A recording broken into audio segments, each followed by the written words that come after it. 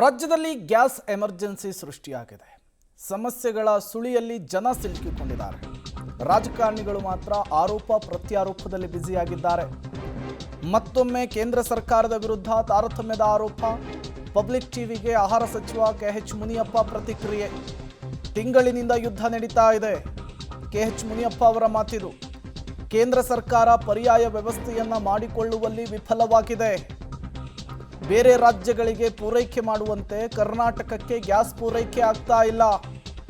ಕೇಂದ್ರದ ವಿರುದ್ಧ ಸಚಿವ ಕೆಎಚ್ ಮುನಿಯಪ್ಪ ಮತ್ತೊಮ್ಮೆ ಬೊಟ್ಟು ಮಾಡಿದ್ದಾರೆ. ಮತ್ತೊಮ್ಮೆ ಈ ಸಮಸ್ಯೆಗೆ ನೇರ ಕಾರಣ ಕೇಂದ್ರ ಸರ್ಕಾರವೇ ಅಂತ ಹೇಳ್ತಾ ಇದ್ದಾರೆ. ಕೇಂದ್ರದಿಂದ ಬರುತ್ತೋ ರಾಜ್ಯದಿಂದ ಬರುತ್ತೋ ಜನರಿಗೆ ಗ್ಯಾಸ್ ಬಂದರೆ ಸಾಕಾಗಿದೆ. ರಾಜ್ಯದಲ್ಲಿ LPG gas cylinder, CNG, petrol, diesel ಇವೆಲ್ಲವೂ ಕೇಂದ್ರ ಸರ್ಕಾರದ ನಿಯಂತ್ರಣದಲ್ಲಿರುತ್ತೆ, ರಾಜ್ಯ ಸರ್ಕಾರದ ನಿಯಂತ್ರಣದಲ್ಲಿರೋದಿಲ್ಲ. ಆದರೆ ಕೇಂದ್ರ ಸರ್ಕಾರ ನಮಗೆ ತಾರತಮ್ಯ ನೀತಿಯನ್ನು ಅನುಸರಿಸ್ತಾ ಇದೆ. ನಮಗೆ ಅಗತ್ಯ ಬಿದ್ದಷ್ಟು ಗ್ಯಾಸ್ ಆಗಿರ್ಬೋದು, CNG ಆಗಿರ್ಬೋದು, ಪೆಟ್ರೋಲ್, ಡೀಸೆಲ್ ಪೂರೈಕೆ ಆಗ್ತಿಲ್ಲ ಅನ್ನುವಂಥ ಆರೋಪವನ್ನು ಕಾಂಗ್ರೆಸ್ನ ನಾಯಕರು ಮಾಡಿರ್ತಕ್ಕಂಥದ್ದು. ಈ ಬಗ್ಗೆ ಮಾತಾಡಲಿಕ್ಕೆ ಕಾಂಗ್ರೆಸ್ನ ಆಹಾರ ಮತ್ತು ನಾಗರಿಕ ಸರಬರಾಜು ಖಾತೆ ಸಚಿವರಾಗಿರ್ತಕ್ಕಂಥ ಕೆಎಚ್ ಮುನಿಯಪ್ಪನವರು ನಮ್ಮ ಜೊತೆಗಿದ್ದಾರೆ. ಅವ್ರು ಏನು ಹೇಳ್ತಾರೆ ಅಂತ ಕೇಳೋಣ. ಸರ್, ನೀವು ಕೇಂದ್ರಕ್ಕೆ 2 ಬಾರಿ ಪತ್ರವನ್ನು ಬರೀತೀರಿ.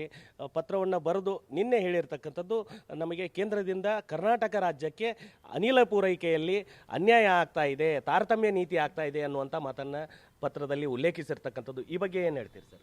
ಈಗ ಇಡೀ ಪೆಟ್ರೋಲು, ಡೀಸೆಲ್ಲು, PNG ಎಲ್ಲವೂ ಕೂಡ ಕೇಂದ್ರ ಸರ್ಕಾರಕ್ಕೆ ಸಂಬಂಧಪಟ್ಟಿರೋದು. ಯುದ್ಧದ ವಿಷಯವನ್ನು ಸುಮಾರು 1 ತಿಂಗಳ ಹಿಂದೆ ಕೇಂದ್ರ ಸರ್ಕಾರಕ್ಕೆ ಗೊತ್ತಿದೆ. ಇವರು ಬೇರೆ ಆಲ್ಟರ್ನೇಟ್ ವ್ಯವಸ್ಥೆಯನ್ನು ಮಾಡಿ ಇಡೀ ದೇಶದ ಜನಕ್ಕೆ ಇವನ್ನು ಒದಗಿಸುವಂಥದ್ದಿದೆ. ಯಾಕಂದರೆ ವಾಡಿಕೆ ಮಾಡ್ಕೊಂಡಿದ್ದಾರೆ, ಗ್ಯಾಸ್ ಉಪಯೋಗಿಸೋರು, ಪೆಟ್ರೋಲು, ಡೀಸೆಲ್ಲು ಅನಿವಾರ್ಯ. ಇದನ್ನು ಸಂಪೂರ್ಣವಾಗಿ ವಿಫಲ ಆಗಿದೆ BJP ಸರ್ಕಾರ.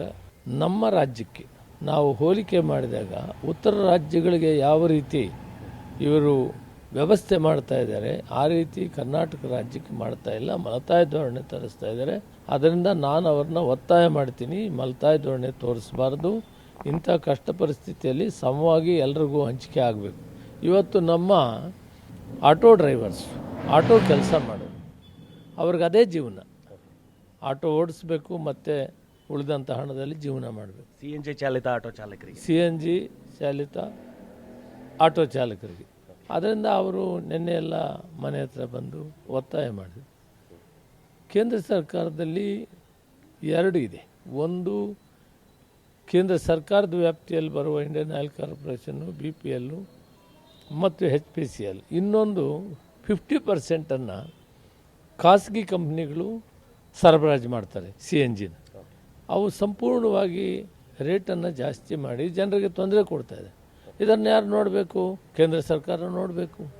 ಯಾವುದೇ ಕಾರಣಕ್ಕೆ ಇಂತಹ ಪರಿಸ್ಥಿತಿಗಳಲ್ಲಿ ಕೇಂದ್ರ ಸರ್ಕಾರ ಏನು ನಿಗದಿಪಡಿಸಿರ್ತಾರೆ ಆ ರೇಟ್ ಕೊಡ್ತಾ ಇಲ್ಲ. ಅವರು ಜಾಸ್ತಿ ಮಾಡಿದರೆ, ಯಾರೋ ಜಾಸ್ತಿನೂ ಮಾಡಿದ್ರು ಸರಿ ಸಪ್ಲೈ ಇಲ್ಲ, ಆವಾಗ ಬಂದು ಈ ಕಡೆ ಅವರು ಒತ್ತಾಯ ತರ್ತಾ ಇದ್ದಾರೆ.